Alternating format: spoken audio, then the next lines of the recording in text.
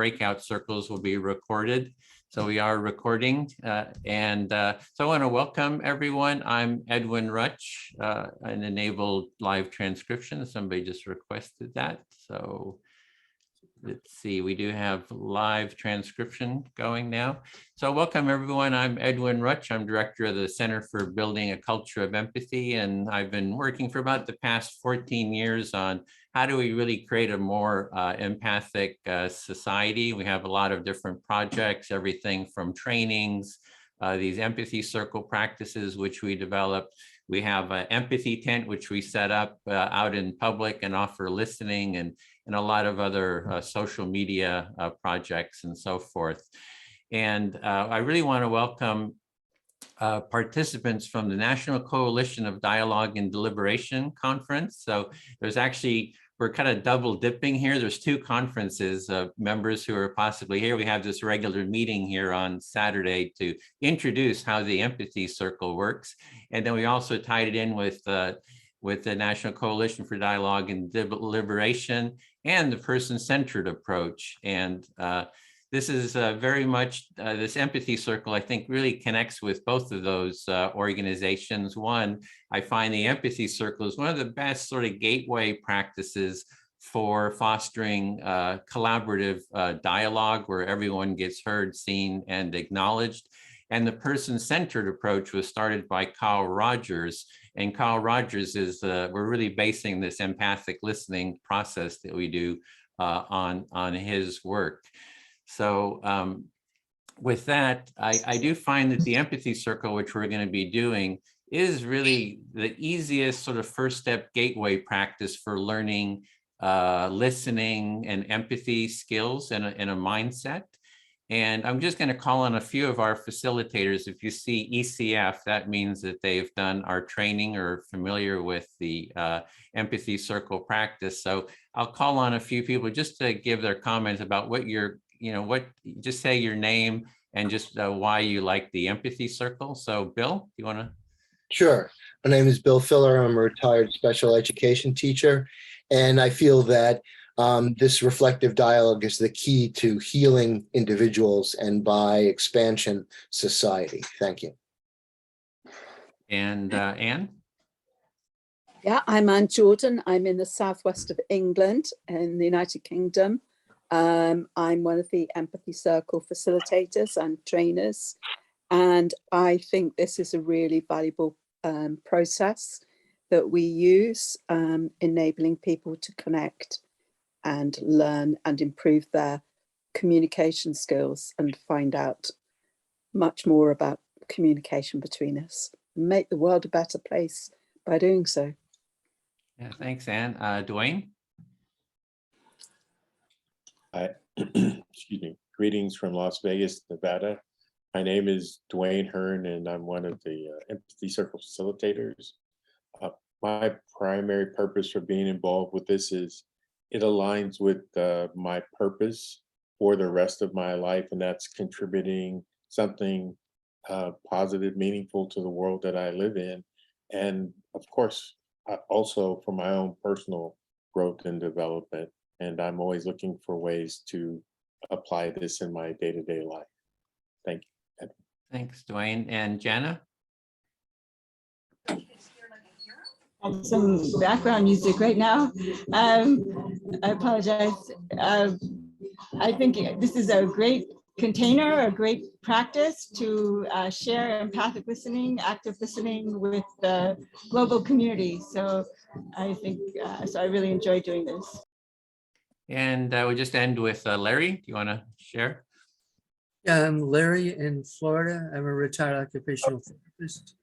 And I love these empathy circles. I've never seen something so relatively simple that has such a powerful impact on human communication. I think that empathy is the missing link for human civilization being able to actually live in peace. So that's it. Okay, well, that was just a little introduction from some of the facilitators. And now we have a 5-week training to be an empathy circle facilitator. The instructions, I'm putting the instructions, a PDF into the chat. like the process is very simple. And with that PDF, you can pretty much be able to, hold an empathy circle.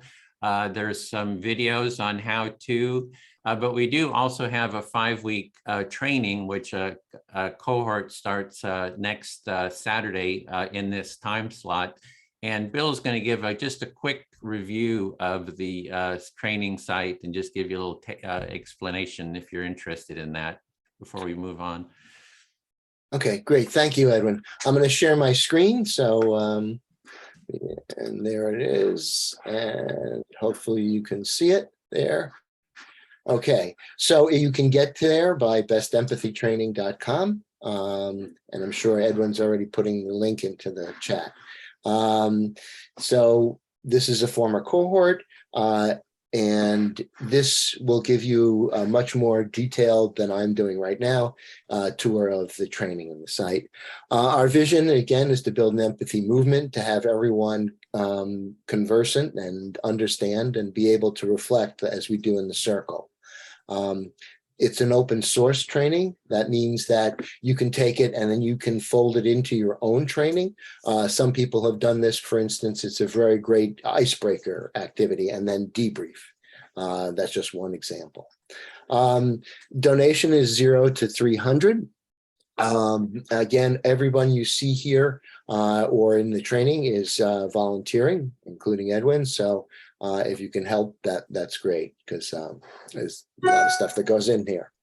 Okay, if you're interested in the training, there's a 2 empathy circle prerequisite, which you can take. Right now, we're going to be going into a week from today. We'll be starting a Saturday training, but on Mondays, we have an introductory cafe. There also is an empathy calendar where there are other empathy circles that other facilitators are holding, and all of that would be okay, as long as it's an empathy circle facilitator. And that's the training. The time commitment, this is very important. If you decide to do it, there are 5 sessions held weekly for 2.5 hours each. And it's very important if you come, because as we try to design the training and give people, experiences and opportunities, if people don't show up, it can throw things, off balance. That said, life happens. No salesman will come to your door. And if you need to really, if there's an exception or something, just let us know. Good communication is the key.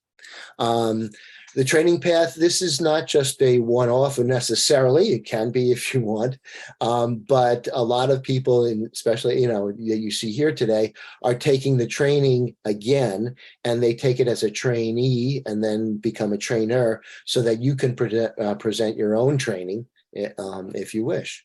But we do give certificates of completion. It's not a CEU, but it's very attractive. And we also, beyond that, we want to build a supportive community. We want people, and I think that I've seen it grow, and it's very touching to me. If you're interested, here are the 2 cohorts, and you can sign up the August 6th. I think you can sign up. And then the next one will be held Monday, October 3rd. Again, if you look over here, Edwin has tremendous resources in the sidebar here and also down here if you're interested, and of course his email. So thank you. Okay, I'm busy making the rooms here. So let's give a quick introduction on how the process works. Anne, do you feel comfortable doing that, or should we have someone else, or just check? Okay, I wasn't expecting it, but I'll give that one a go. You've got the PDF, but we have 3 roles in the circle. In addition, one person will be the facilitator. And in the circle, we have the person who is speaking. So they're called the speaker. And then we have the active listener. And the active listener is the person who will be listening and reflecting back to the speaker what they have heard and understood of what they've said, using their own words, paraphrasing, but giving the speaker an opportunity to know that they have been understood and hear that reflected back. The other role is a silent listener. And when you're a silent listener, your attention is on the process in the circle. You are observing perhaps the difference of being an active listener to a silent listener, how different that might be, and observing the process of the flow of communication when the reflecting's happening and the speaker is speaking. So the attention of all the participants in the circle is on this speaker at any one time. The facilitator's role is to ensure the process is taking place and to keep time. Normally, we in a circle will have 5-minute turns. It might be that if we have a larger number in the circle, we might have 3 minutes or 4 minutes, but the facilitator sets a time and then lets people know when their time is up. When the speaker has finished speaking and hearing back the reflection from the listener, they will then become a silent listener in the circle. And the person who has been that active listener is the next person to be a speaker. And so when they're the speaker, they choose who in the circle they would like to have listen to them. And the process repeats until that person feels fully understood, heard and understood to their satisfaction. Okay, I think that's a brief outline together with the PDF. Does anybody, Edwin, do you want to add anything? No, that's good. Just that we're going to have topics or a topic. I just put it in the chat. How might we foster more constructive listening, empathy, and dialogue in society? Or you can always, in an empathy circle, speak about whatever is alive for you, kind of where your energy is. We're going to divide into 6 rooms. And so the first one, Dwayne will facilitate. You'll see it says ECF, who the facilitator is, then Bill and Larry and Jana and Mike, Zonta and Lala, you'll co-facilitate, and then Shaila, you'll facilitate a room. So does that sound good? And then we have about an hour and 20 minutes in the breakout rooms, and then we'll do the empathic listening then we'll come back for about a 20-minute debrief, and I'll send a heads up, a 10-minute heads up before we come back into the full room. So the best way to learn this practice is just by doing it. So just jumping in and doing it. That's really the best way. So we're going to go and jump in and do it. So here we go into the rooms, and see you back here in about an hour and 20 minutes. And Dwayne will be here in this in the weight room. And if you're wanting to drop out, you can do that. I thought you had me down as one of the facilitators. No, I think we're covered. Oh, okay. It's up to you if you want to go to another room. No, that's fine. I will. If you really are Okay, okay, yeah, we're good. We're got it I'll covered. drop out. Yep. Okay. Thank you. Great. Have a good evening. And BJ, I'm going to move you to another room, BJ, since you just arrived. Room 4. Okay, great. Okay, Dwayne, take it away. Welcome, everyone. I'm just going to go ahead and get right into it, since unless anyone has any questions. What I would like to do just really quickly is just go around and have everyone introduce yourself, your name, and where you're located. And can we start with you, Courtney? Sure. So Courtney Brees, I am located in Los Angeles, California. Okay. Basant, is that correct? Yes, Basant. I'm sorry, was it just location? I'm in Phoenix. I just got a job actually in LA. Congratulations, I'm from LA. I think it's a wonderful place to live. And Edwin? San Francisco Bay Area near Berkeley. And again, my name is Dwayne Hearn, and I'm located in Las Vegas, Nevada, but originally from West Los Angeles. I grew up Venice Beach, Marina Del Rey area, so I recommend it.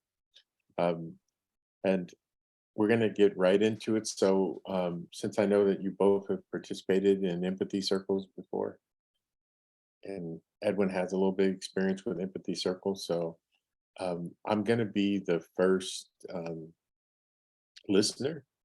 And Courtney, would you like to be the first speaker? Sure. We have about, we have 5 minutes, and then the question is in the chat, but I'll go ahead and read it again. How might we foster more constructive listening, empathy, and dialogue in society? Or as usual, whatever's alive for you at this moment, or even whatever you're passionate about that you'd like to speak to. So whenever you're ready, I'll start the clock. And just as a reminder, when your time is up, I'll hold up this sign, or remember to pause periodically so the listener can reflect back. Just in case, I also have a sign that says remember to pause. So, Great. all right. Whenever you're ready, Courtney. Okay. Well, I think this question is something I have lots of thoughts about because it's where I spend most of my time in terms of work and just passion in general. I think perhaps I'll focus on something that came up yesterday that just kind of reminded me, just kind of reignited my curiosity around it, which was a friend and colleague mentioned wanting to think more about how to bring these kinds of practices, so listening, empathy, dialogue, into schools, so into education. And I think that's a key piece to, thank you. Courtney, this question, the main question is something that's really interesting for you. And you were just having you recently had a conversation with someone about this topic and how to bring this topic into schools. Yes. Yeah, so that's something that I haven't been thinking about recently, but it's something that I've talked with others about and thought about in the past. And I think it's such a, these kinds of practices are such a important skill for us to learn, from a young age, right? Like we can all learn how to listen and how to empathize from early childhood. There's different skills we can continue to build. And so that just raised for me, like, okay, what are some of the ways that we can do that? I think I'll pause there for a moment. Thank you. And for point of clarification, these are conversations that you've had in the past, but you think that the skills of being able to empathize and be able to listen deeply or reflectively is really important skill for young people to learn, for children to learn, and you'd like to see that happen because you think it's important. Mm-hmm. Yeah. So exactly. I think, I think for myself, there were missed opportunities where I would have loved to have learned some more of that at a younger age, right? I think I'm more attuned to those kinds of practices, you know, like someone who was a little more thoughtful and listened a little more than perhaps others did, but to learn that as a part of my education experience, I mean, one, I think it could enhance our learning, but also, you know, gives us that kind of a critical skill that, you know, we're all here trying to help more people tap into, right? So I think it's a great opportunity to start that from an early age versus waiting until we're adults to really realize how important it is. If I remember everything that you said, that you would have liked to have had an opportunity to practice and develop these skills at a younger age. You consider yourself to be, you know, a good listener, a thoughtful person and stuff, and you appreciate these skills and these values. And I think I missed part of the last part. Yeah, That I think, oh, Go I ahead. think I might have it, that, you know, it's really important to develop these skills at a younger age, and that they would have benefited a lot of adults if they'd learned these skills early on and had them as adults to use later in life. Yeah, imagine if, you know, children from a young age were taught to really, you know, listen to one another, reflect back to one another, but also just be able to, you know, put themselves in one another's shoes. I think we try to do that in education to some degree, but these skills specifically aren't being taught, like explicitly are not being taught. I have good friends who teach and have played with some of this, so you know, there's more that could be done. Thank you. And to summarize what you said, and it's really important that children have an opportunity to learn these skills, you know, at a younger age, and so that they're able to apply them to their day-to-day life. And I summarized, but let me know if I missed something. I think you got the heart of my point. Yeah, that was great. Oh, thank you. And just really quickly, we have another member of our group, and I think his name is Sunil. And Sunil, if you could just say hello and let us know where you're located.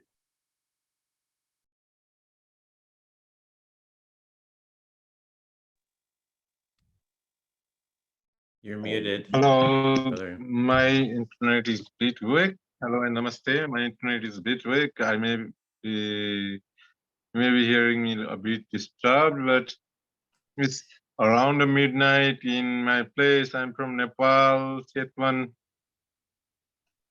Yeah, and I'm feeling good, and I'm hopeful about the station and session, and is nice and inspiring. See you. Thank you for being here. And if you haven't participated in an empathy circle before, we will demonstrate what it's like as we do a couple more terms, and then, you know, we'll get you involved in the process as well. So generally the way it works is we He's have familiar with it, just to give, he's done a lot of circles, so Sunil's familiar with it, so yeah. Oh, okay. Thank you, Edwin. All right. And so now I'm the speaker.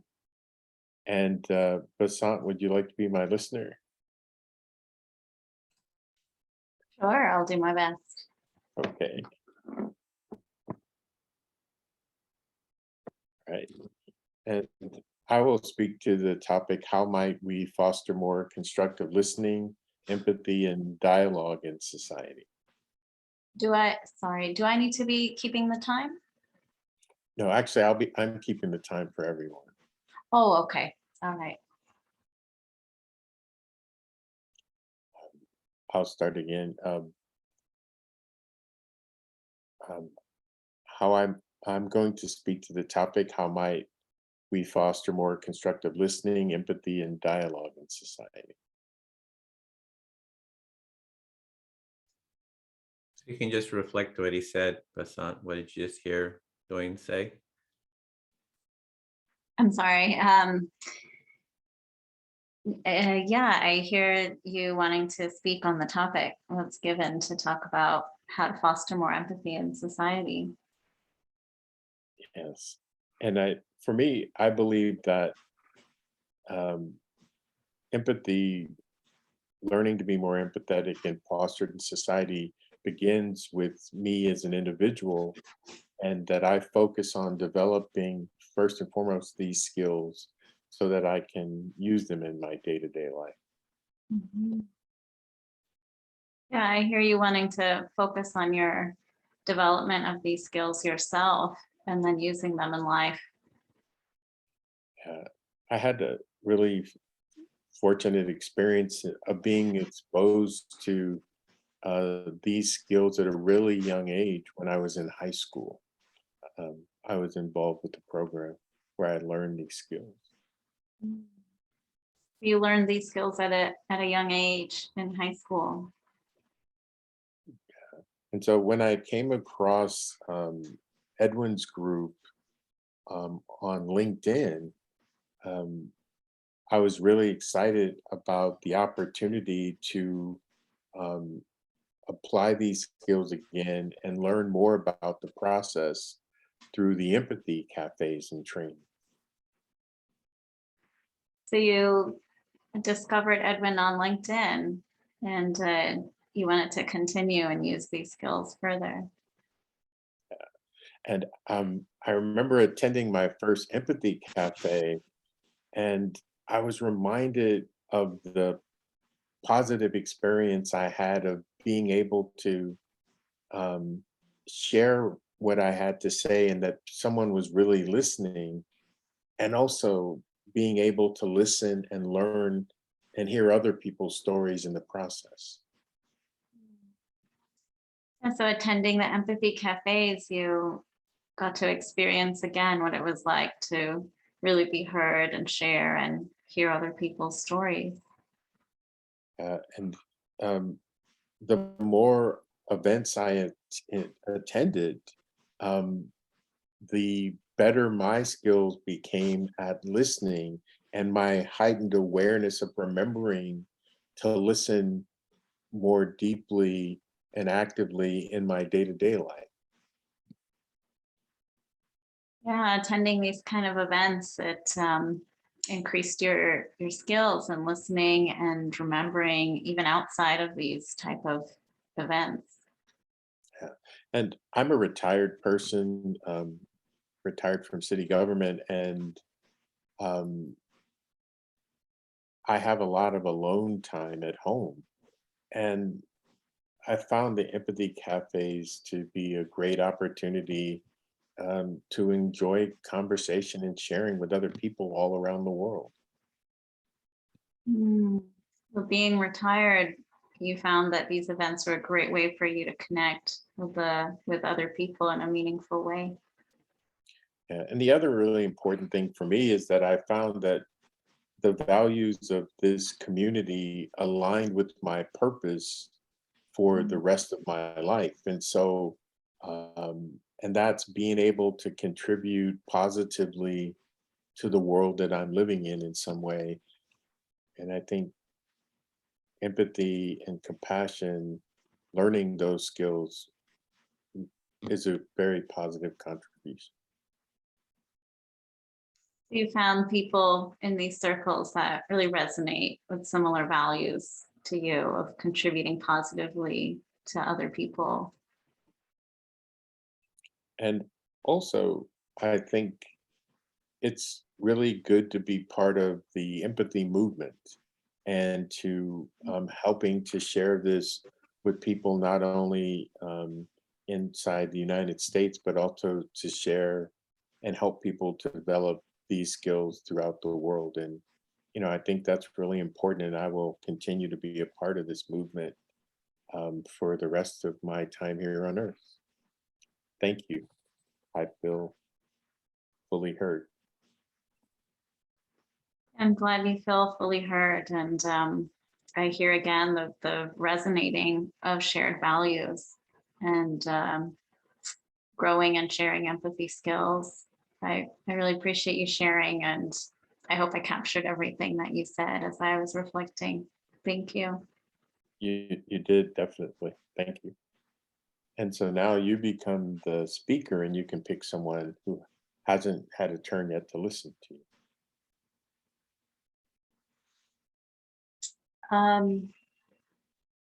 Is this also a good place to ask for feedback? Like, was that a good way the way I did it was adequate?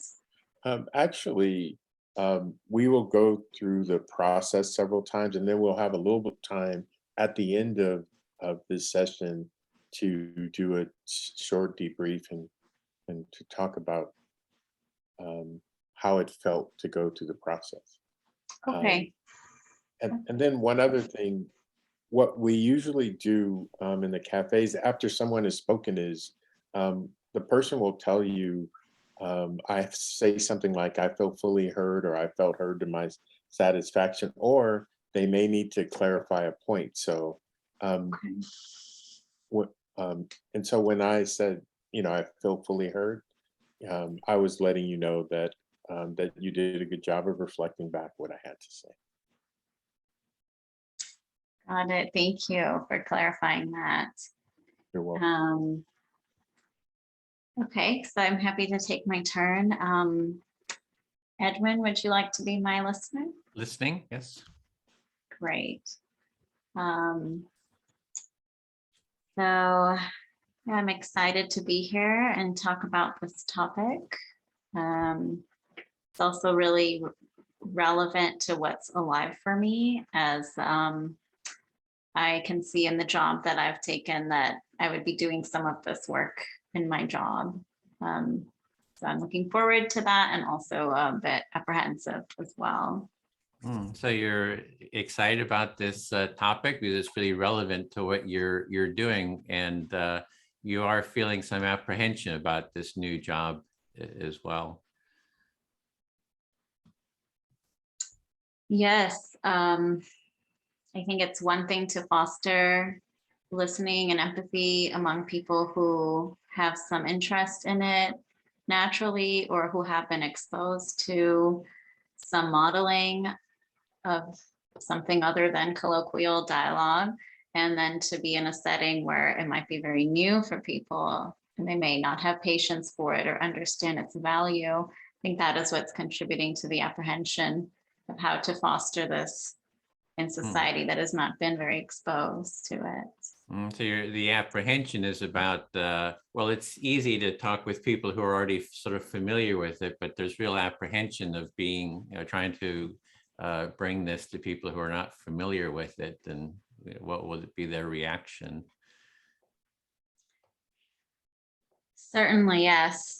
So, in society in general, maybe how might I foster it? Outside of this job, I like to be able to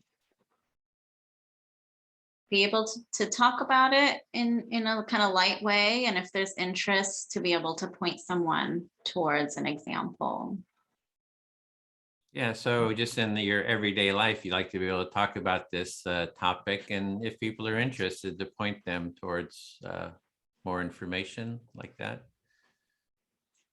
Yeah, if I know of circles that people are hosting, or to host my own circle, and different circles have different flavors. Some are just focused on certain topics or focused on some type of healing. And I notice that when I talk with people and we do get passionately about society and listening and belonging, and oh, great, that's a great place for me to say, oh, you could join this circle I attend, or you could join my circle I host. And in there, they can see an example and learn and be inspired, and then, you know, take those skills outside into their daily life, or maybe, you know, be inspired to talk that way with their friends. And so I sort of see a ripple effect happening there. So you're seeing that if when you're talking with people about these topics and they show some interest, you can direct them towards different places to go, different circles or groups to join. And that sort of creates a ripple effect. Yeah, and not just something more formal, you know, like attending your training sessions. It could be a jump too far, but if it's something more casual of, you know, me and my friends who know this way of talking, or just even just people who talk slower, or people who, it's such a spectrum for some people to get into, and certain flavors might be their flavor and some not. But I see that as a way, as more people who can represent or give an example of different ways of dialogue in a more casual setting, in a friendship setting. And then if they're interested more, they can take on something more structured, like I want to be a facilitator, or I want to be an ambassador for this. But at the very least, I'm an ambassador for it, and I can introduce that to people. So you want to be an ambassador for this dialogue and listening. And when you connect with people about it, you want them to be able to, in a friendly way, unstressful, be able to get started in it. Maybe, you know, doing the training's a bit too far, but that's sort of your strategy. Yeah, as an exposure. And I do hear, you know, if that exposure could happen in a structured school setting across the board, or, you know, that would be really helpful. But if their first exposure is just a little discussion with me, then I'm the first exposure to introduce them, right? So I do see that in the job that I've taken, it'll be similar. I would be the first exposure for a lot of people who may or may not be open. Okay, that was the time too, and I'll reflect back this last part. And so this is a job you've taken is in this area, and this might be the first exposure for people, you know, in about listening and dialogue. And you want to have them be able to kind of get engaged where they feel comfortable at the level that they feel comfortable with. Yes, certainly. But thank you. I do feel fully heard. Thank you so much. Great. Sunil, are you there?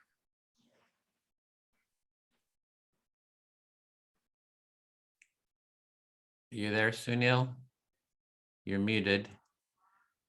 Being in Nepal and on a phone, it's maybe a little difficult sometimes with the connection. I'll speak to Courtney then. Maybe Sunil will come back. Yeah, I was really, you're talking about empathy or listening in the schools. I think that's super important. I'm the same way. I think if I would have learned some of these skills like way back in first grade already, I mean, it would have just impacted my life, you know, in a big way. So what I brought up regarding learning these skills in school really resonated for you. And that, you know, you feel like learning these skills at an earlier age could have had a real impact on you. And I've done empathy circles with my nephews and nieces who are like, you know, 5 and 6 years old, and they can already, you know, do it. There's this sense of, you know, they're impatient and stuff, you know, they're kind of wired, but, you know, they can, I think if they, even at that age, they can already start you know, integrating this in. So it, you know, starting, that's like first grade, right? Kindergarten, first grade already. So try, you know, having a chance to practice empathy circles with your nieces and nephews around a first grade age has shown you that there is some opportunity here that they really can learn these skills. And we even use it for conflict mediation, because my nephew and niece, they're like fighting with each other all the time, you know, and the bigger boy gets to win because, you know, he's stronger or whatever. But with the empathy circle, we did the empathic listening. Everyone gets heard, right? And they're kind of working out the issues. And I remember my niece, who was a 5-year-old, said, "Oh, I like empathy circles. Let's do it again after we were done," because it was like, hey, this is really good. I'm kind of getting heard, kind of solving the problems. And I'm not, getting beaten up by my older brother. So you found that these have worked really well with them as well for these kind of conflict situations where they can listen to each other in a different way. And in fact, they've also found that they enjoy doing that.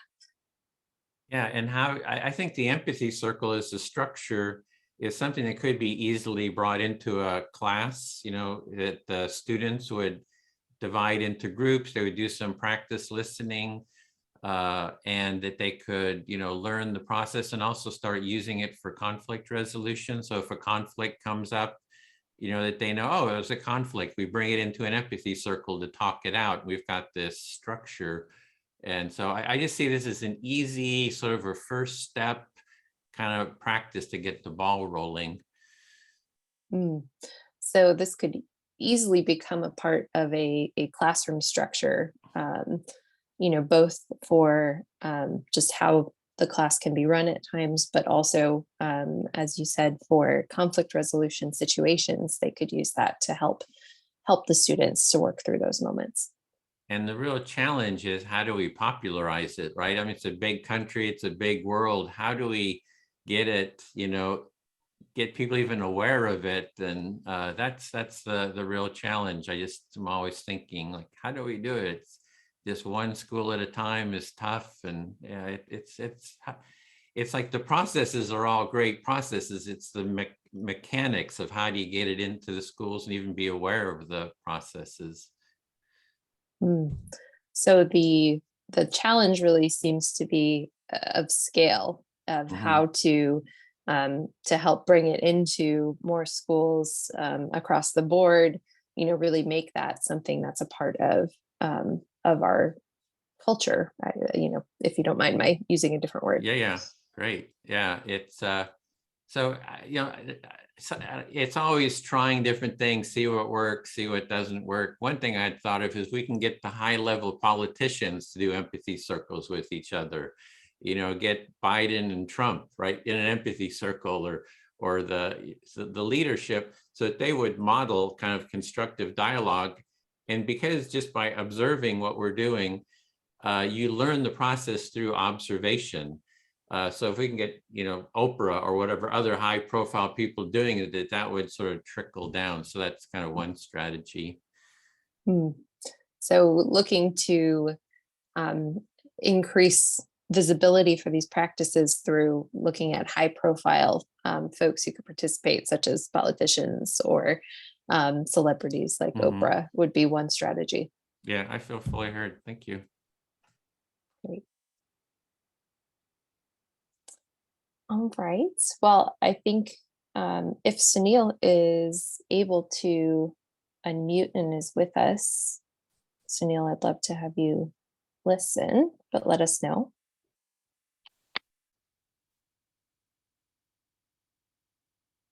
Are you able to listen, Sunil?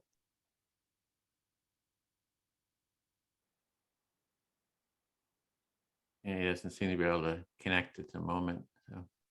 Okay. I assume in this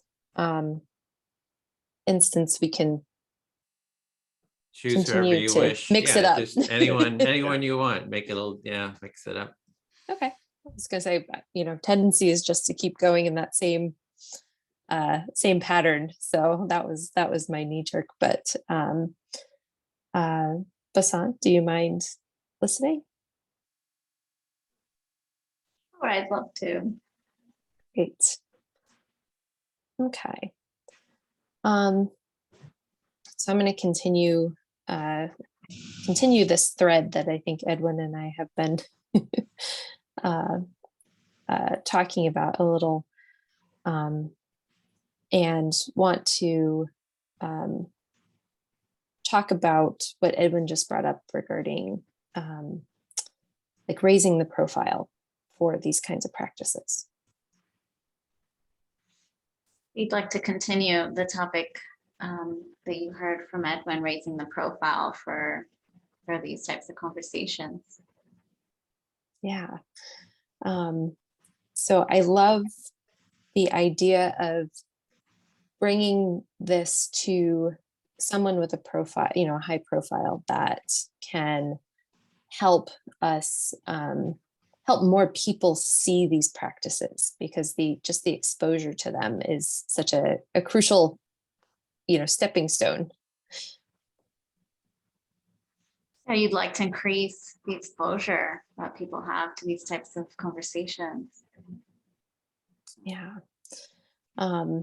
This actually came up yesterday in one of our sessions, where folks were suggesting two ideas. One was like a reality TV show, something that focused on dialogue and these kinds of practices. And another was like a docuseries, like something more documentary style. Again, same idea, like being able to bring this to a platform where more people would see what this looks like. So you're remembering two ideas you heard yesterday: the TV reality show and a docuseries. Yeah.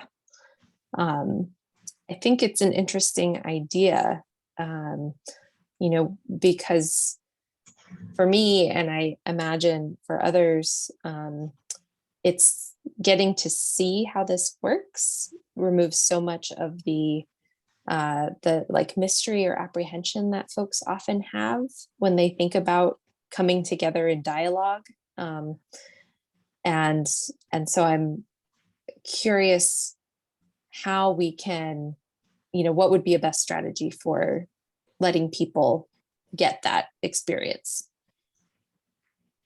I'm curious about how to best approach this and remove apprehension and confusion among people who've never seen this type of dialogue. And yeah. And I think the other piece is just helping people see that this can be, you know, meaningful and fun. I think sometimes it sounds heavy. It sounds like something we may not want to be a part of, but so many times it can be a really fun and enjoyable experience. I'd like to help people to see that this type of a dialogue is not necessarily heavy, that it can be fun. Yeah. So I don't know how we quite do that. But there are others who are curious about that. So I trust that'll be something that continues to be explored. But I just love, I love the ideas that are coming up about how to just, you know, bring this to make this approachable to more people, I think is really, really what it comes down to. Yeah, it sounds like you're really enjoying these ideas being brought up, and you're enthusiastic to be able to bring this approach to more people. Yeah. Great. Yeah, I think it's an exciting opportunity. I think so many of us have been exposed to these practices over the last, well, as a kind of field over the last 30, 40 years. But I think more like folks who aren't doing this as a job are interested. And so that's exciting. I hear that you're excited. More people are interested in this, even those who are not doing it as their job. Yeah. Thank you, Basant. Do you feel fully heard? I do. Yes. Thank you. I'm glad.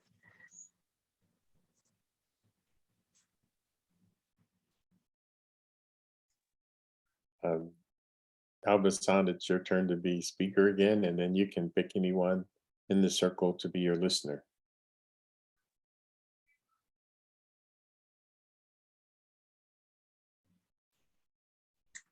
I will pick Courtney to be my listener. That's all right with you? That is fine with me.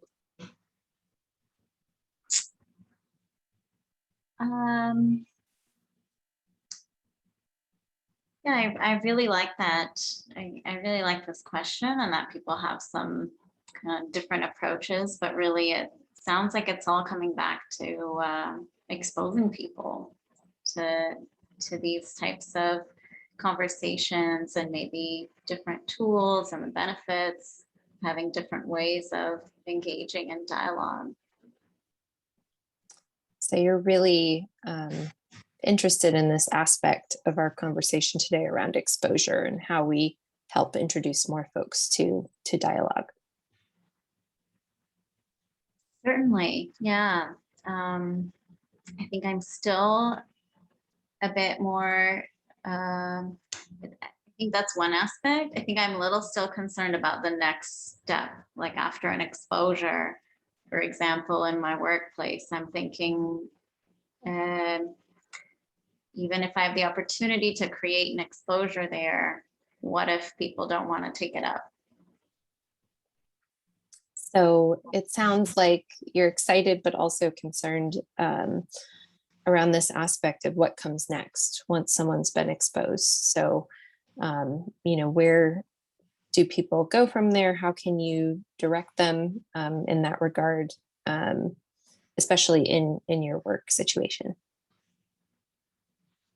Certainly, yes. I think for some people, an exposure of different types of techniques and dialogue, it will just resonate with them, and they're happy to embrace that. They can see where they could apply it. And then for some people, it just might take more effort to have them lean into this. So, so folks may have different degrees of interest or embracing of these practices once they've had that exposure. Whereas some may be very excited and want to get more involved. Others might take a little more time or be a little more reserved. Exactly, yes.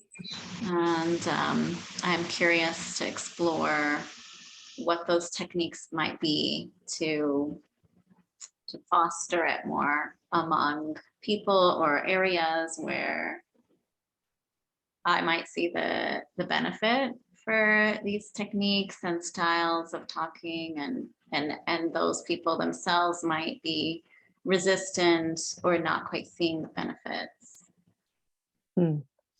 So there's also the concern about those who may not necessarily see the benefit of these kinds of practices, or may not, the style that you've introduced them to may not resonate for them.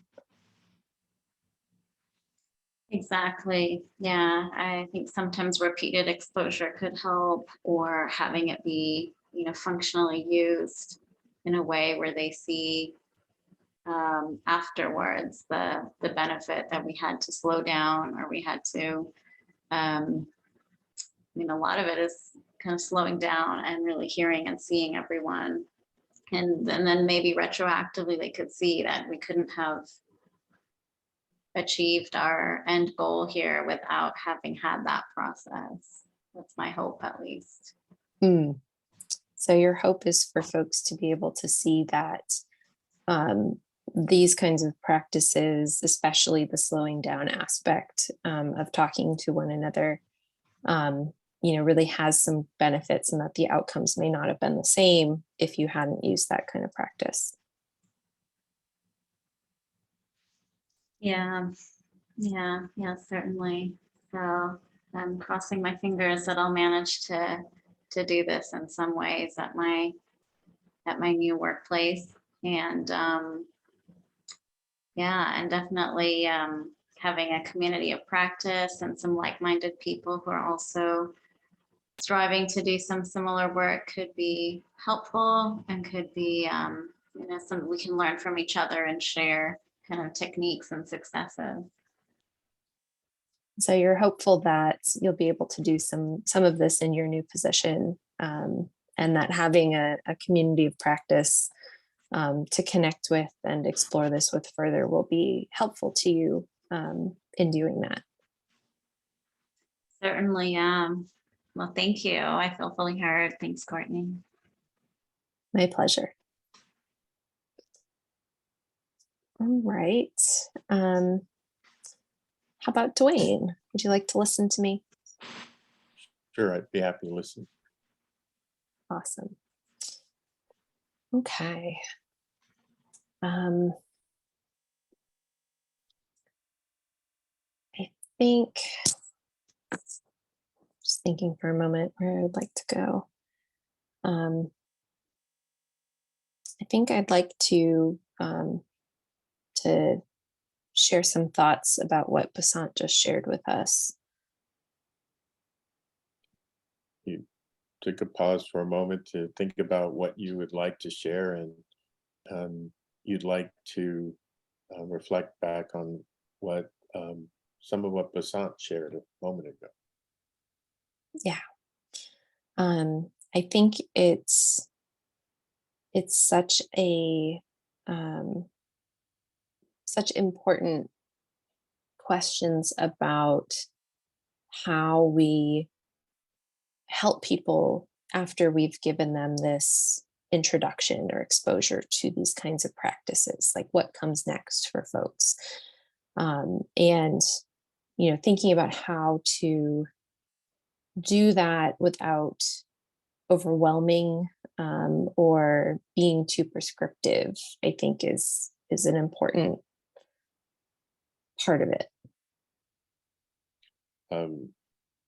You think that the next step is really an important question once people have had an opportunity to participate in this type of activity, that they've had some exposure in deep listening or active listening process.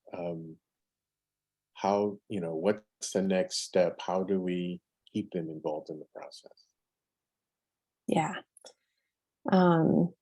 Yeah, I think how, for me, it's what are some of those very light,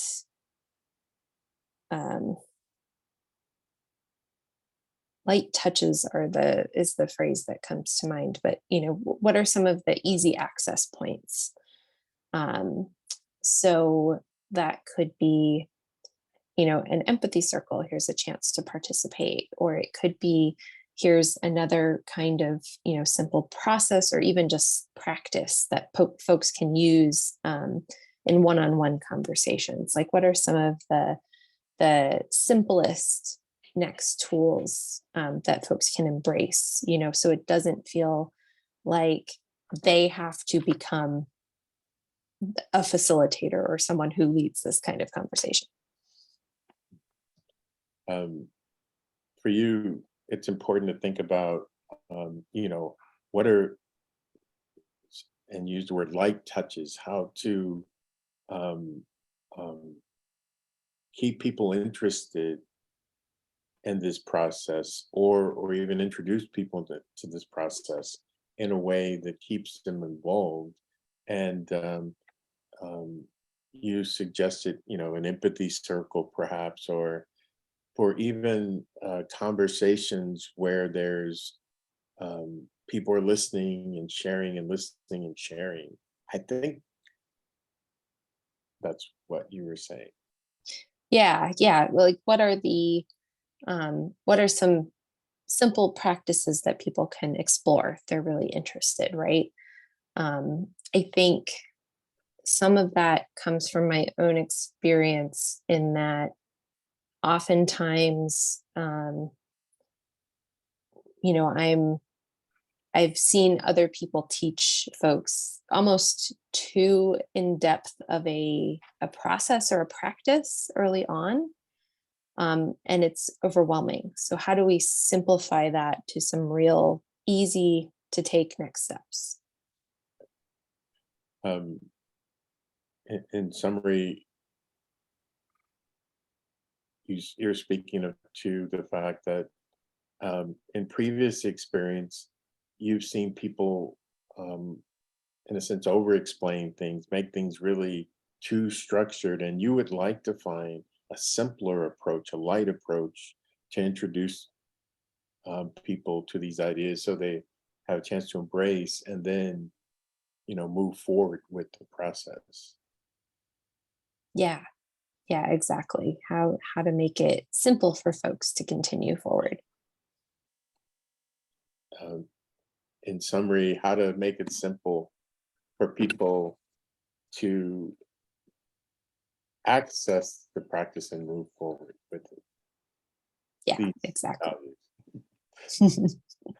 Yeah, that's perfect. Thank you, Dwayne. I feel heard. Thank you, Courtney. And Edwin, would you like to be my listener? Listening. It's interesting.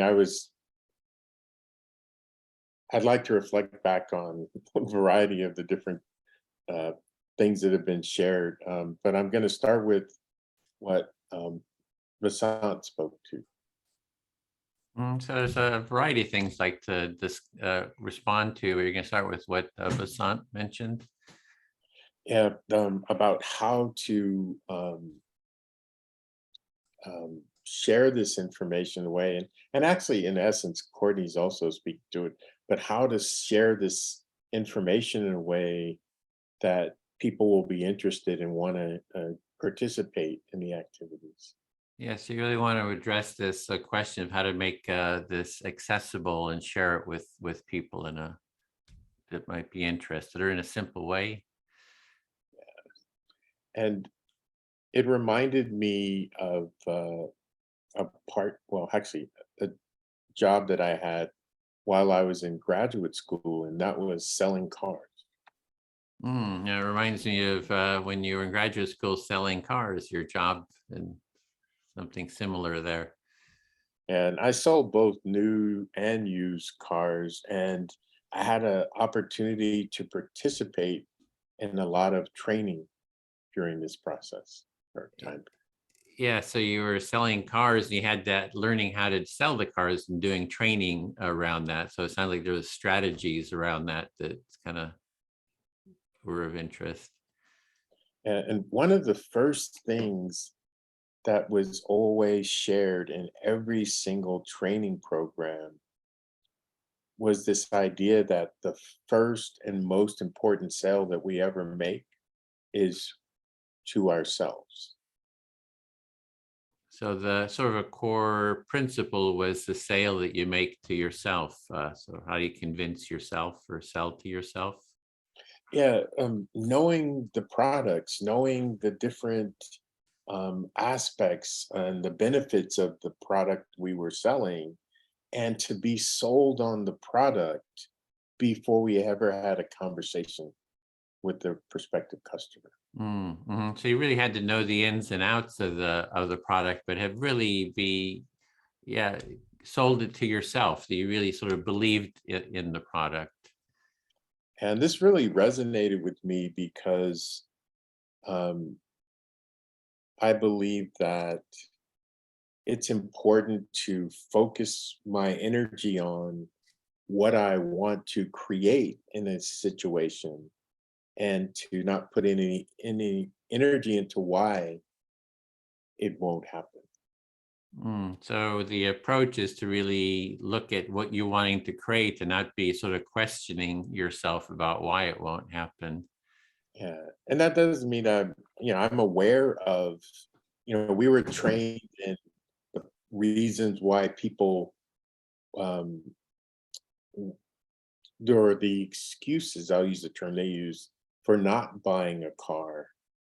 But we were also trained to work through that list quickly in terms of how we presented the information to the prospective customers. So you're really trained in how to address the reasons, the buyers may not want to buy, and then you're already trained in that, you could quickly respond to their objections. And so I got excited the minute I heard a reason for not buying the car, because now it provided me with another opportunity to continue to share information about the benefits of what I was sharing, of the product I was selling. So when somebody tell you why they wouldn't want to, I knew what reason why they wouldn't want to buy the car, you were excited about that because maybe it was a challenge and you could really use that as an opportunity to share more about the car. And another important thing that I learned was this idea of pre-screening customers. And it was really about judging people when they walked onto a lot or walked into our sales office, to keep my mind open and not pre-screen. And part of it was not to judge people that came on the lot, like pre-screen them, like they're going to buy, they're not going to buy, but just sounds like be open to everyone. And I saw the importance, for me, I saw the importance of this as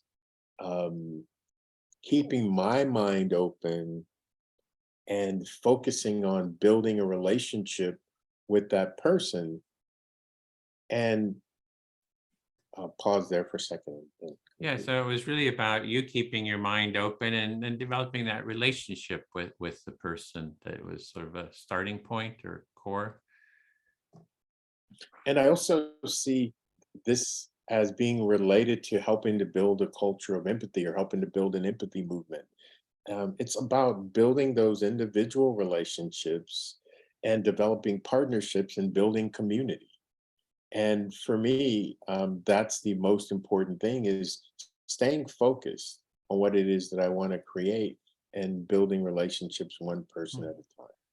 Yeah, so you see an analogy with an empathy movement is to be open to everyone and then really try to connect with people and develop those relationships with people. My time is up, and thank you, Edwin. I feel fully heard. Thank you. Great, thanks. Sunil, just checking again if you're back yet. If your audio starts working, if you just unmute, then we'll know that you're back. But I'm not seeing you there, so hopefully by the end we'll be able to hear from you. So Basant, can I speak to you? Yes. Yeah, the thing that kind of struck me was the idea of a reality TV show, that Courtney had mentioned. And there is a show called Super Nanny that I had thought of, like, we ought to copy that, but make it more empathic. Yeah, the reality TV show kind of struck you and reminds you about the Super Nanny and show, and making that more empathic. Yeah, the Super Nanny is this, it's a UK nanny. They start the show with the family in total distress, the kids totally in control, parents tearing their hair out, just the stress, dysfunction. And then here comes Super Nanny, and with tough love, she kind of gets everything back in order. So the show kind of sets up the scene as very chaotic in a family situation with kids, and the Super Nanny gives some tough love and it all gets sorted out. Exactly. Yeah. And but it's a very sort of, there's a naughty corner. They put the kid in the naughty corner and they have to sit there. It's very controlling. So an empathic would be like Super Empathy Nanny or something like that actually, teaches the whole family to listen to each other, learn these empathy skills. It would be a different type of parenting versus this tough love. But that show had like billions of views too, so. You're seeing in the Super Nanny show, there's an emphasis on control and discipline and coming from the top down, and you're imagining an empathy version which focuses on really listening and hearing each other. Yeah, so those shows could really do a lot to, like a regular show, everybody's just waiting to watch it to learn lessons, life's lessons, right? And like, oh, what will I learn today? Something constructive. So yeah, if you had some good producers and folks to put that on. I did kind of give it a try, reached out to some people about it, but it's a big job and it's a very specialized area. So I think it could be could be great, something like that. Yeah, I'm hearing a lot of hope that you have for a TV show to influence our culture, and people look forward to watching it, and at the same time they could be learning lessons. And then also, how do we get it out there? I ran for Congress as the empathy candidate. Only got 3% of the vote. So that tells you the percentage of people kind of interested in that right now. But it kind of helped get the word out. I figured, yeah. No, you ran for Congress as an empathy candidate, getting 3% of the votes, and that was your effort to kind of get the word out there. And the first thing I did is I reached out to the other candidates, and with 2 of them, we did an empathy circle together. So it was 3 out of the 5. We did an empathy circle, and then somebody in Nancy Pelosi's district saw it. He's actually Mike, and he held one with candidates in her district. She didn't come, but some of the other candidates did. So those are all little strategies, just looking for ways of getting the word out. We hosted some empathy circles among other candidates, and even there was another group hosted that you weren't part of. So seeing progress there and spreading the word and exposure. And then there's a bill, some congressional representatives, a bill for bridging the divides. And I emailed them and asked them, the co-leads of it for, in Congress, if they would do empathy circles. And I just emailed them again, and I haven't heard back. Before they said no, but maybe, you just got to keep pushing, keep trying. So I just figured if the co-leads, congressional co-leads there would take part and actually model it, that would be another, step. Yeah, I hear you reaching out to the congressional co-leads of that bill and kind of educating them on an empathy circle and asking for them to have that experience. Yeah, feel fully heard. Thank you. Yeah, thank you for sharing.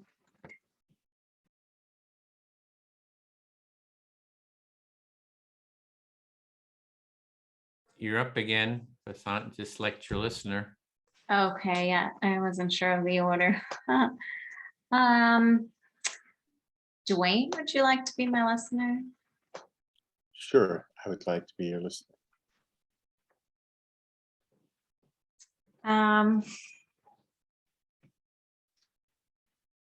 Well, some of us are in LA. It's a great place to start a TV show, right?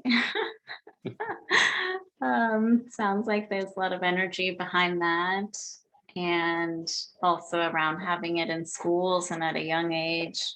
Can be a TV show for, consider the age group of the TV show, and we'll address both those ideas there. For some of the people like yourself who are living in LA, that's the ideal place to start a TV show like this. And you thought you would combine the ideas of bringing it to the schools and have the setting for the show in schools, and having you said consider the age group also of the students, but my guess is probably high school students involved in something like this. Yeah, just part of creating a show or a docuseries. I mean, it also determines the audience. So it could be a younger audience that you focus on, or it could be an older one. Maybe even hearing docuseries already sounds like a very adult show, and very informative. And whereas I think some experts in LA could maybe help us make it entertaining and sexy, so everybody's interested in watching it. You thought that some of the important things to take into consideration is, what's the age group? Is it going to be, for an older audience, or it going to be a younger audience? And if it's a docu series for you, that already sounds like an older audience. But the important thing is, being located in LA, there's an opportunity to involve experts who would be able to determine the best way to present this program. Exactly, yeah. Given the audience or the type of reach or the type of influence. I'm sure including those who are very much in the entertainment industry and those who want to instill societal change. There could be ways to do that. You know, people who've studied how best to influence, you know, over a short term or a long term, right? Getting into the younger minds, you're looking at a very long term game there.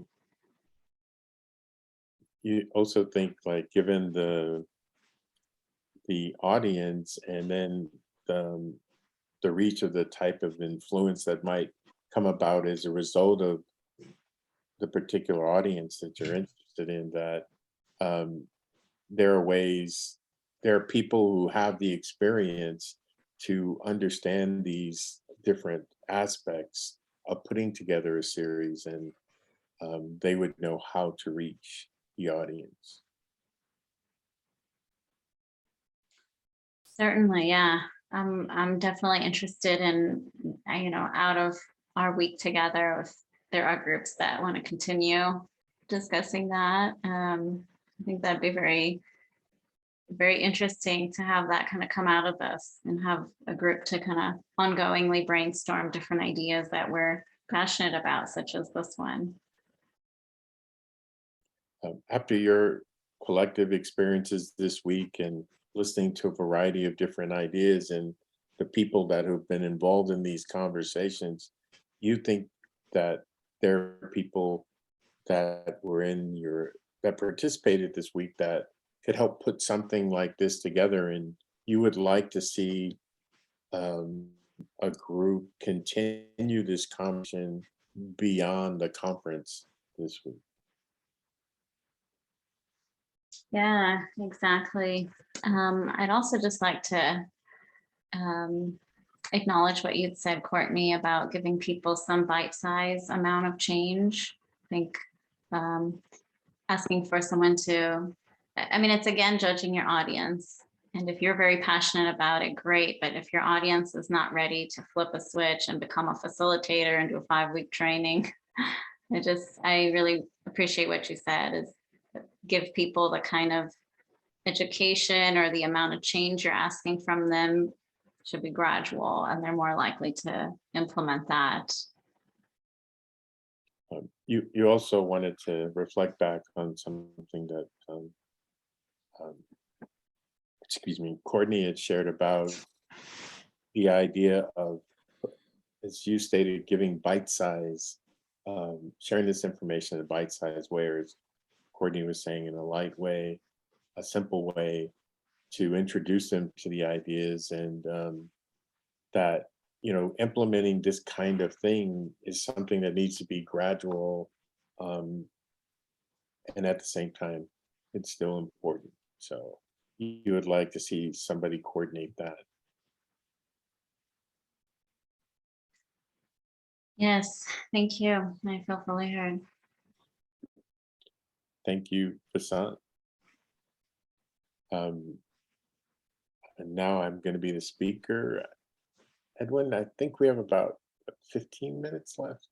Yeah, that's right. 15 minutes, three turns maybe. Okay. And Courtney, would you like to be my listener? I would be happy to listen.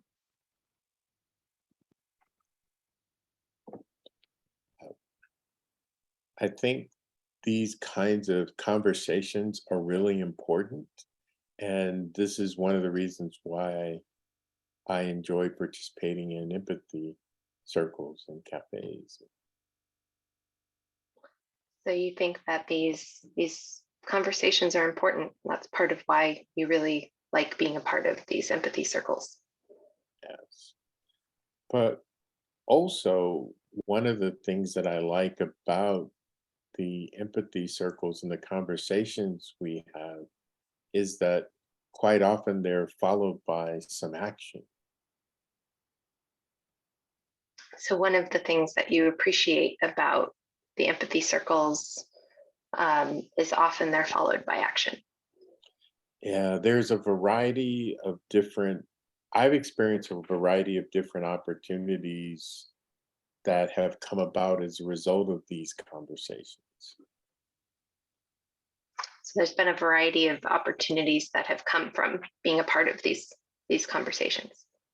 Yeah, and I always think that I think it's always important to have action that follows the sharing of ideas.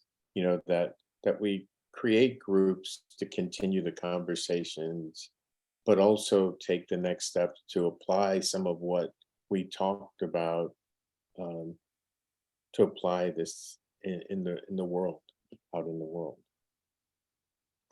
So it's important to you that there are some actions that are taken from these conversations, that those can be applied out in the world.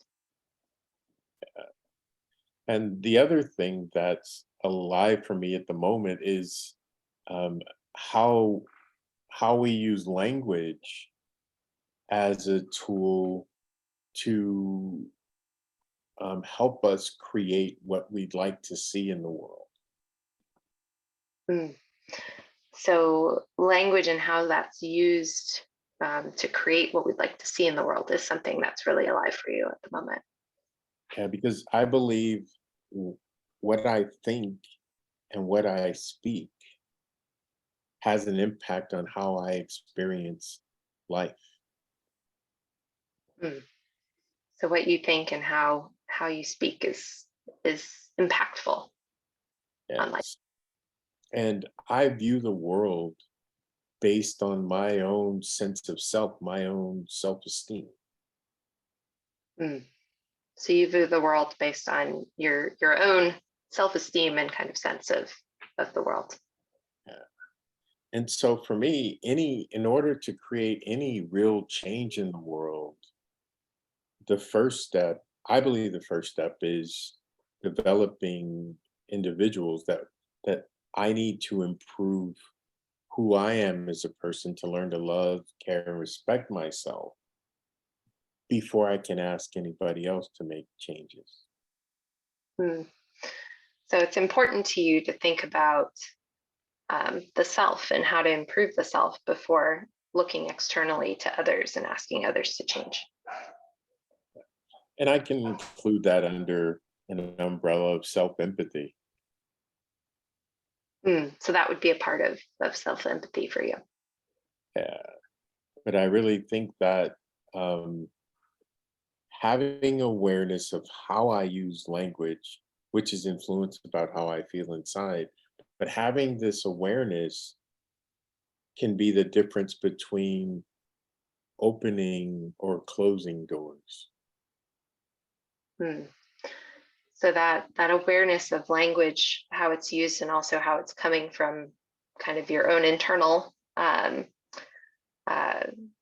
feeling or sensing at the moment, has that impact outside of you as well. So for me, I've been on a 40+ year journey of learning how to use language as a tool to create a more enjoyable life experience and to attract the things that I would, or to create a life for myself, which exists only here in my brain, that I would like to experience. So you've been exploring for the last 40 years or so how language can help you to really take that image, that vision you have for yourself internally, and help bring it about in your world. Yes. Thank you, Courtney. I feel fully heard. And we have a chance for 2 more people to speak. So. Okay. Great. Shall we check in with Sunil just one more time to see if he is able to join us? Sunil, are you available? Oh. You are muted. You need to turn on your audio. So he hasn't turned it on yet. So just wanted I to think it's okay to go on, but thank you. yeah, just wanted to check. Edwin, would you like to be my listener? Yes, listening. Great. Well, first of all, I think I'd just like to, share my appreciation to all of you for the conversation we've been having. I think it's been a very, so much of what you all have brought into the conversation has resonated for me. So you just want to share your appreciation for us all being here, and what we've been talking about has very much resonated with you. Yeah, I think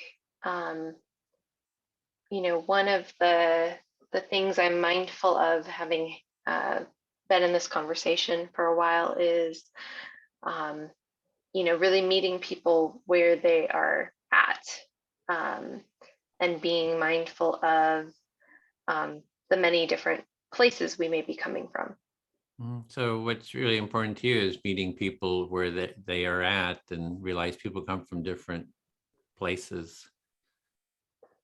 Yeah, and I think that reminds me to be flexible, to be curious, and not necessarily prescriptive when it comes to what might be the best way to approach someone, whether it's talking about these practices or introducing them to skills or things of that sort.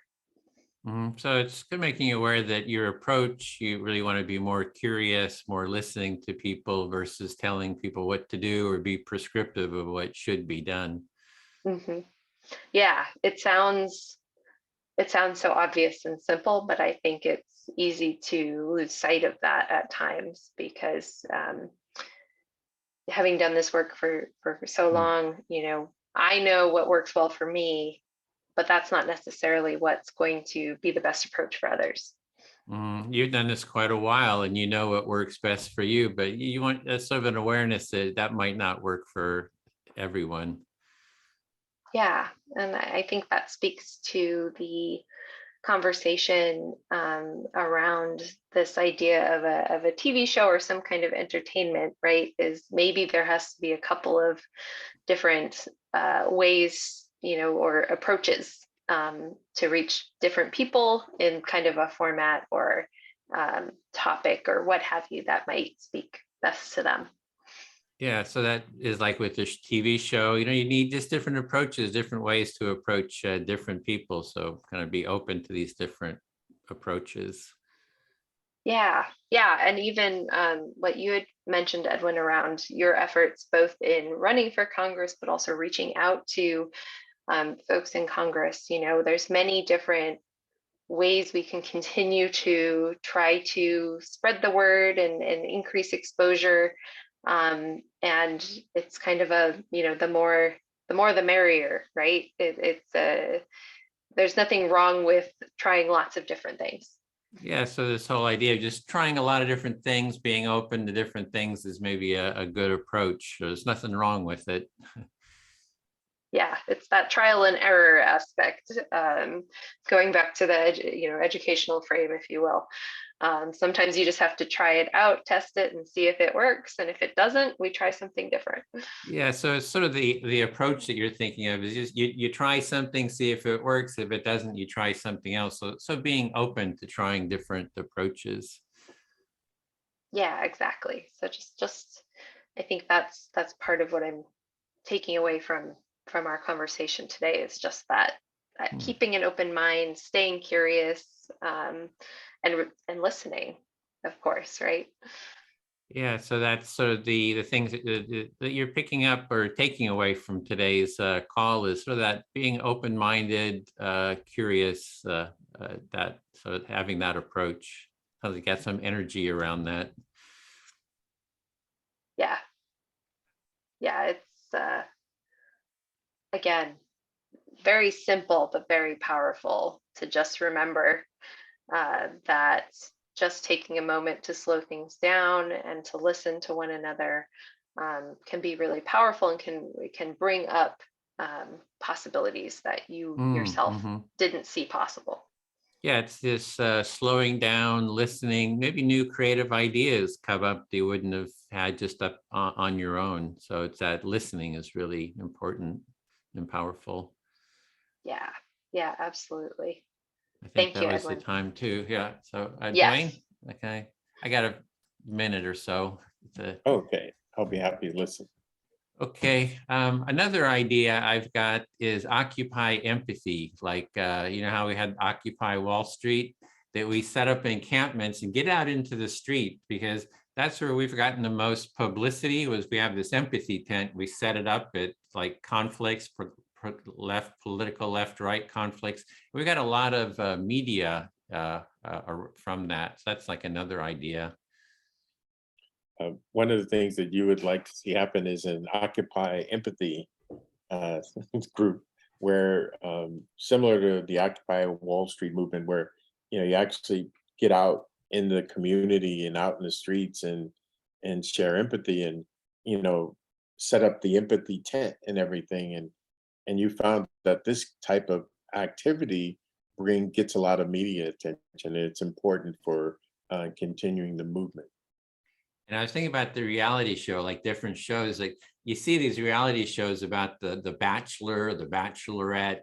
It could be the Empathy Bachelor, for example, right? It's like they actually have empathic relationships instead of most of these shows are just like, Machiavellian kind of, how do they kind of get what they want with all kinds of Machiavellian sort of strategies, but they actually kind of listen to each other. And I've said empathy circles are kind of like microdosing love, right? Because it's really listening to each other, and that's like a microdose of love. Yeah. You were thinking about empathy in the context of some of these reality TV shows like The Bachelor and The Bachelorette, and you thought it would be interesting to have the empathy Bachelor or Bachelorette, and that during the show that they would like actually listen to each other. Yeah, they have empathy circles, and they'd kind of be modeling it, and then they'd really hear each other, and kind of a truth, that you'd be hearing the truth. Everybody would be kind of sharing their truths and getting closer together. And you thought that this would be really good because they're sharing their truth, they're being honest with each other, instead of just hooking up all the time, and that this would be a really interesting way to talk about empathy. And I feel fully heard, and the room's going to close in Thank 1 you. minute. So you get it. Final word, Dwayne. Like to thank everyone for being here, participating today. For me, as an empathy circle facilitator, I'm always thankful for the opportunity to share and connect with people, and I'm excited about being a part of this movement, and I want to invite you all to visit Edwin's site, and to come and participate in the training if you're interested in, or just come back and drop into one of our cafes. But again, thank you for being here today, and thank you for sharing. Thank you so much. Thanks for hosting this. Thanks, Yes, Dwayne. thank you.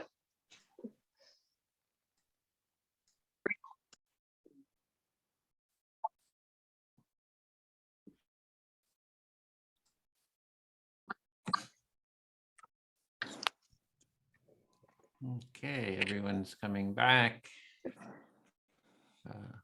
Great. Welcome back, everyone. So as you noticed in the empathy circle, the first round or two is a little anxious. You're feeling kind of just learning the process. And we try to go everyone has at least 3 turns. Because by about the 3rd turn, you're kind of settling into it, and the connection gets better. So we're getting a little feedback. Not sure where that's coming from. There we go. There's Betty. So what we want to do is take about 30 seconds to share. We're going to go around and hear from everyone. What was your experience in the empathy circle? And I don't know if Dwayne, do you want to call on the participants and Yes. each one? Okay. And Courtney, I know I've emphasized you a lot today, but could you start us off, please?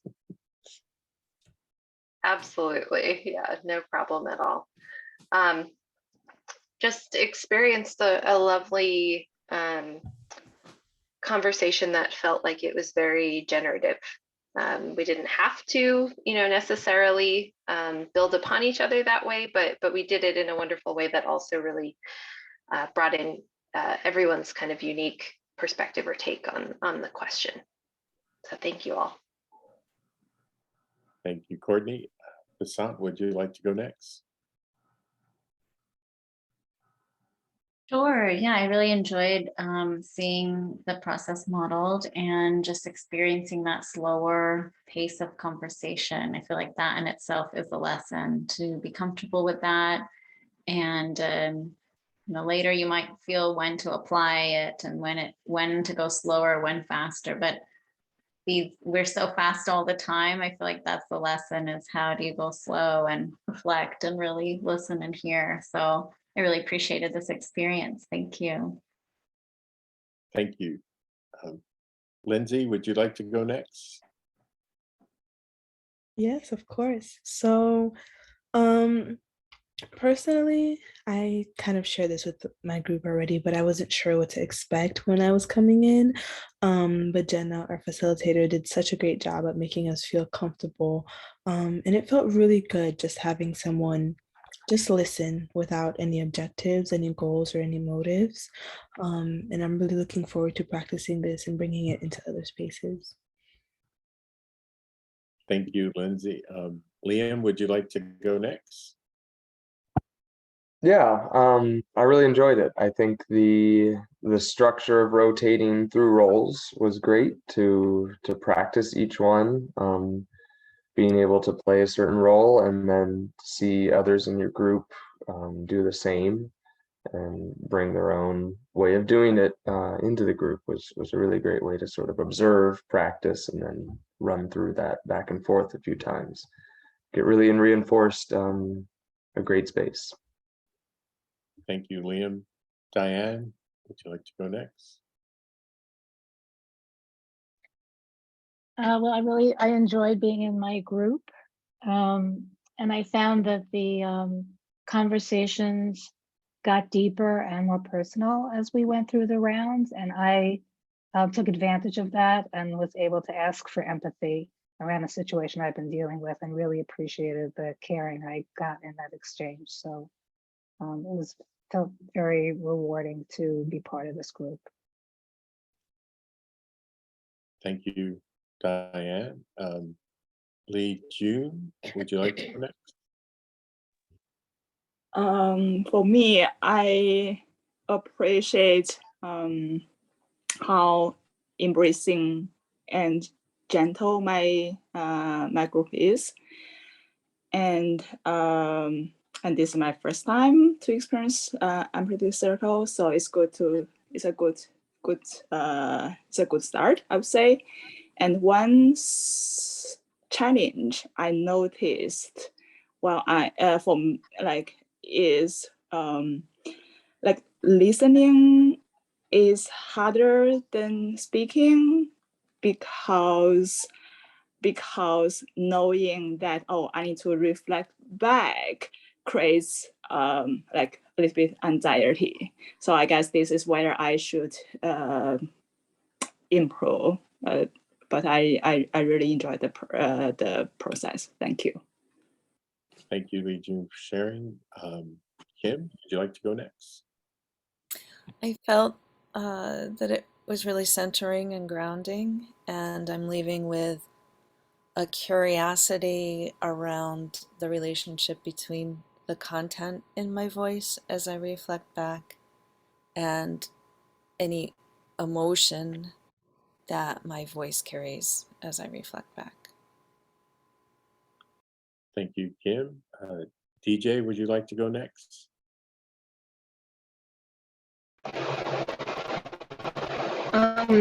Yeah, this was my first full empathy circle, and it was very interesting. And I definitely want to do the training and take it further. So thank you. Thank you, DJ. Tara, would you like to go next? Sure. Yeah, I well, I felt open and interested and curious. And I misspoke in the very beginning when we first shared that I've done these circles many, many times. No, I've done NVC practice groups many, many times, but not in this format of the empathy circle. So that was new for me, and that was interesting to check that out and see how that went. And yeah, so that was fun and interesting. Thank you. Thank you, Tara. Markel, would you like to go next? Yeah, I really enjoyed the empathy circle practice, and I felt really just listened to, and I thought it was such a beautiful experience. I think, in the beginning, I was a little, I guess shy, I guess, and I realized, definitely like active listening takes some warming up. So I really loved how, as we went along, we got deeper into conversation and just like started sharing more of our personal stories. So I felt really connected to everybody. Thank you, Markel. Carrie, would you like to go next? I had sort of two reactions. One was how close I felt to the group by the end of it, and recognizing that we had been relative strangers. And so that was just really enjoyable. And the other piece is that it's sort of based on our topic of like, it made me feel hopeful for how this method can also be used to hopefully create some understanding and maybe change. Thank you. Thank you, Carrie. Jonathan, would you like to go next? This is my fifth participation in a group, and today was a breakout session. I feel very good today because of the balance that I'm achieving with sharing and with giving empathetic support to my fellow participants. Thank you. Thank you, Jonathan. Sushila? Yeah, I appreciate the space always because I really have to focus and concentrate, not just to listen, but then to remember. And so it's always, I really feel like my muscle stretches a little bit each time I do this. And then the people, as we talked and it became more personal, what their shares were, like we were all activating each other's brains and things were coming up, and what the others shared, someone brought up boundaries. It's like, oh yeah, like if I know my own boundaries, I can know when I can listen and when I can share empathy, and it just opens up the space. So it was lots of insights. Very much appreciated.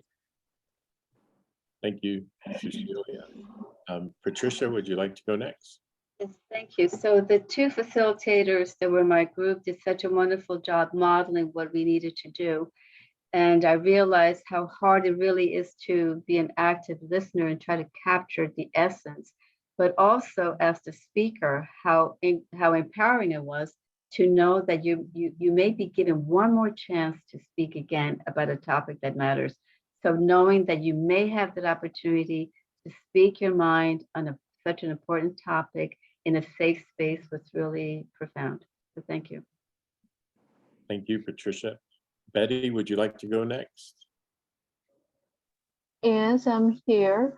And I would like to share, I really feel that the fully empathy needs two steps. One step is you need to listen very carefully and got each information you need. And the second step is you need to explain what you understand to the people. So I think the two steps, both of them are very important. That's what I think. Thank you. Thank you, Betty. Sunil, are you there?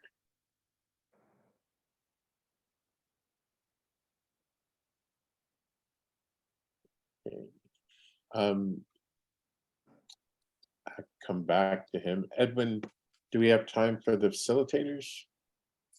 Yeah, we have about 9 minutes. So I think we can have the facilitators share too. Okay. Shayla, would you like to go first? Yeah, sure.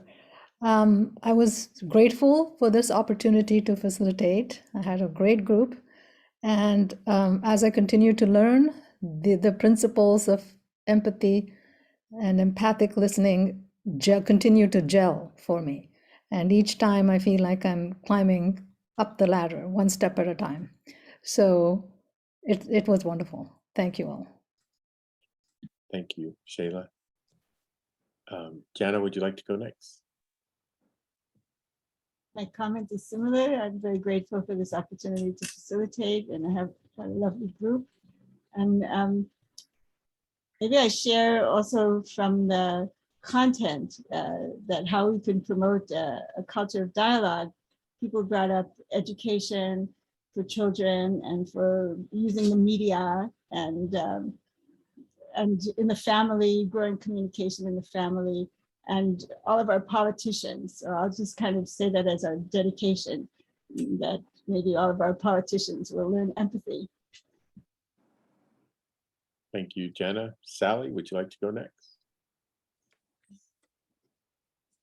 Oh, yeah, there was a discussion about nonviolent communication and how it the asking for our needs and the blame syndrome, it is eliminated. So the group I was with was very compassionate, and I just felt empathy. Thank you, Sally. Mike, would you like to go next?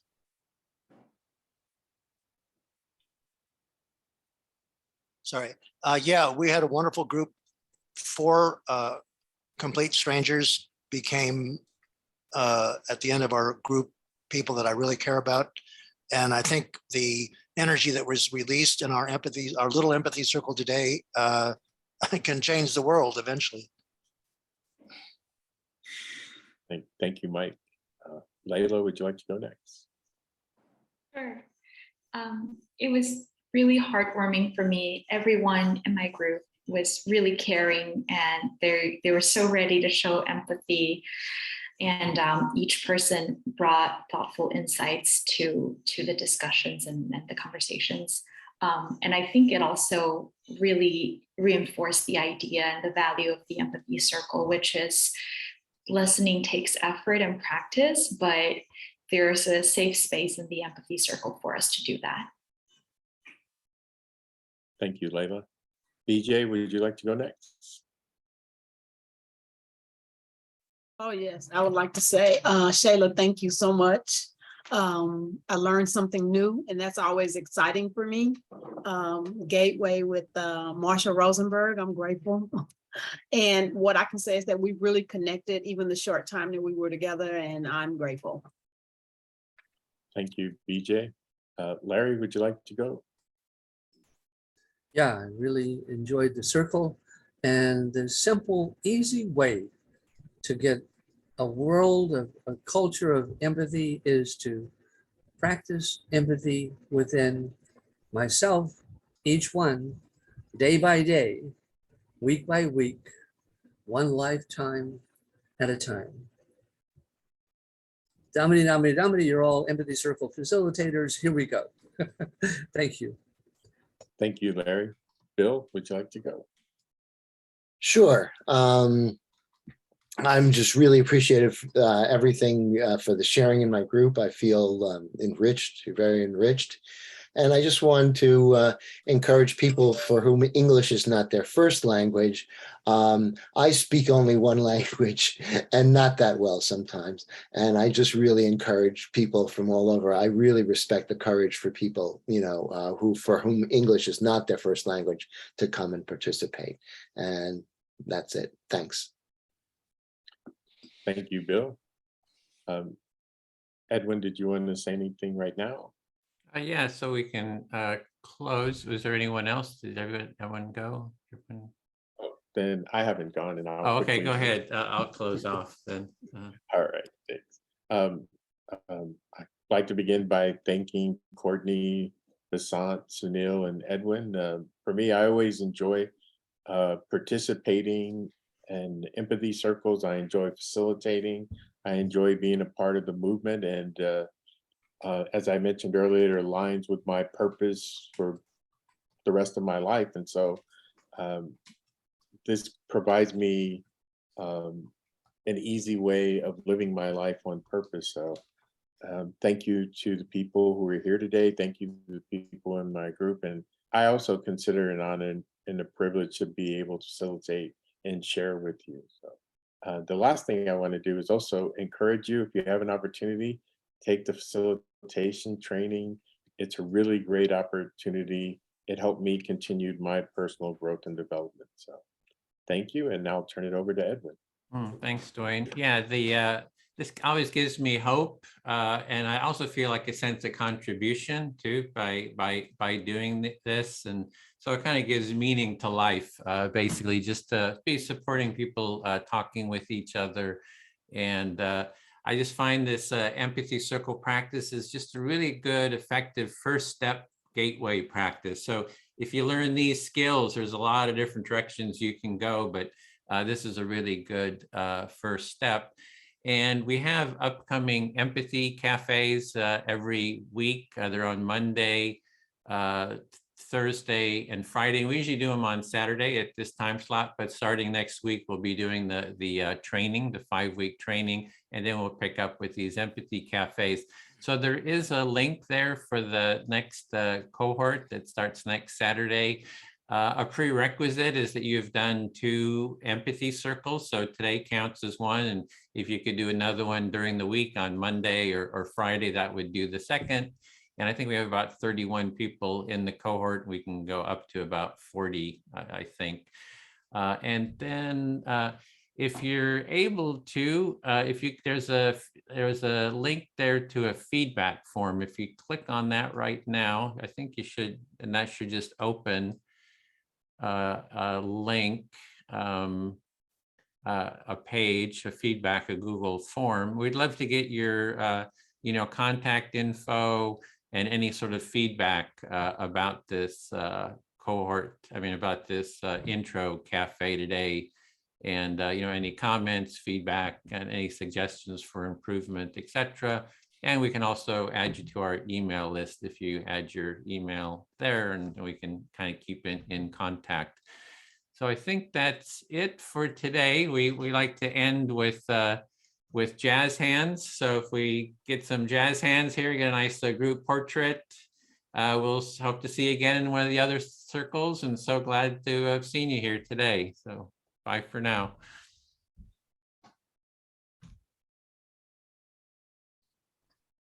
Bye, everyone. Bye, everyone. Thank you. Good to see you again, Lala. Bye. Oh, if the facilitators want to stay back, we could kind of do a debrief.